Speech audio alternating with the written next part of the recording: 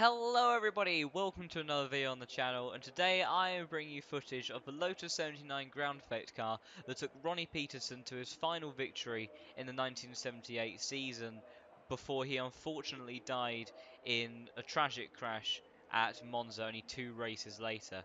This car, designed by Colin Chapman, was absolutely dominant the year that it debuted. The ground effect technology was such an advancement in aerodynamics at the time, and it was a technology that was pioneered for a good few years up until it was eventually banned. So, to celebrate this amazing car and Ronnie Peterson, who was an amazing driver, we are going to do a 5-lap race against Ultimate AI around the very same track he took his final victory. So let's get this underway. His car, 7 years older than the Lotus 72 that we drove earlier in another video around Monza, and technology wise, as well as the more advanced aero, this car has far more traction and nicer power delivery than the Lotus 72 did. As we're going into turn 1, got an AI car on our outside, see if we can out drag him up the hill, which we do manage to do. You can see we can get in the toe of the car in front now as we run up the hill on this first lap. See if we can look to the inside, take a sneaky peek. Have to hop it over the curb slightly. Gap closed a bit quicker than I expected. AI are very aggressive in this game and do not want to leave you any unnecessary room. We'll see if we can outbrake this guy going into turn 3, but no such luck. Yeah, definitely still a bit of a bite to that turbo. You have to watch it. You can't get too relaxed about the way that this car delivers its power, but it certainly has so much more grip than the Lotus 72. However, one thing you do have to be very careful of, as I upshifted way too early into 5th, and we're now going to be under pressure as we close this lap. Seeing we hold it around the outside, tiny bit of wheel bumping, but we do manage it. In this car, one thing you have to be very careful of is curbs, not only because it's lower than Lotus 72, but the ground effect, the entire principle on which it relies on to produce the sort of downforce that it does. You really want the car to be as low as possible, and when you lift yourself up for a split second on some of these curbs, you do risk losing a significant amount of grip, as we have to defend going into the hairpin as the cars ahead are battling. See if we can capitalise on there. Scrapping, no, he gets pretty good traction out of the corner. I don't think that with the toe that he's got ahead, I don't think we're going to be able to make a move, so we're going to let them fight it out for now. See if we can capitalise as we come out of this turn. Oh, they have just touched wheels slightly. Oh.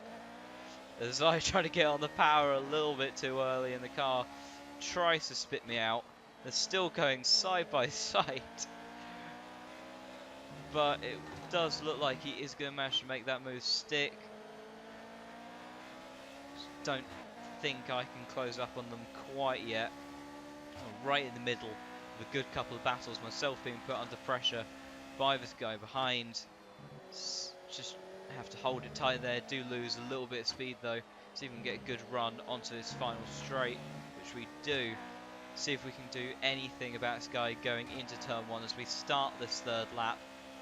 I think we're going to be slightly too far back, so we're going to try and focus on our exit and see if we can get him going into that hairpin at the top of the hill. We have got a very nice exit out of that first corner now, so we'll try and see if we can carry the speed up the hill. We are gaining in the toe, but he's gaining on the car in front of him, so we're going to try and outbrake him, but make sure we don't hit the other guy. He actually closed that door a little bit. I was on the inside, so he should have really given me room. That's one thing I will say about this game and the AI. Although it's a nice change to see AI that isn't so easy to almost push out the way as such, they do sometimes drive as if you're not there, and in doing so they close gaps which really they should allow you to keep. But he is actually going to try and go for a dive on us as we go into the fast double left-handers. Someone else tries to follow him through. Was very surprised he went for that move there. Almost lost the car. He's still there as our line's been compromised with him on the inside there. might just about be able to hold him off, but he just seems to have significantly better speed than we do. So we can outbrake him into the double right-hander at the end. Okay, we managed to get that position back. That's something. Still got a couple laps to go. Not sure if we're going to be able to do anything about the guy in front. Try and catch him up. We have managed to pull out a small gap from the guy who snuck in there and really trying to take the opportunity to take that place off us after our challenge for 4th position.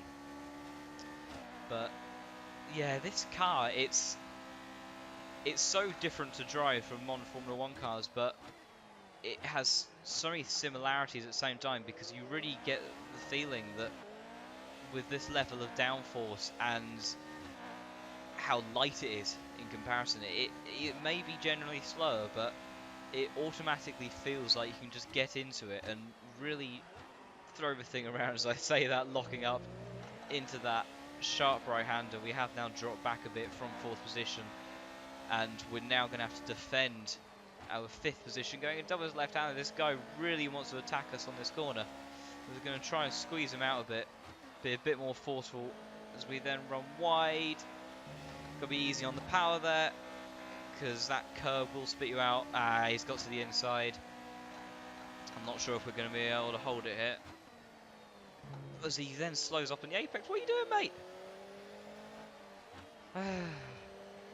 Yeah, the AI in this game sometimes do questionable things, it has to be said. I think it's definitely a step in the right direction that Codemasters have taken, but at the same time they do, whether it be in the modern F1 cars or the classic cars, it seems they do some very odd things. It's good to see AI making human style mistakes, but their decision making and the way that they strategize in the race as we lock up and go wide, have to run over the exit curb, try and come back on. Oh god.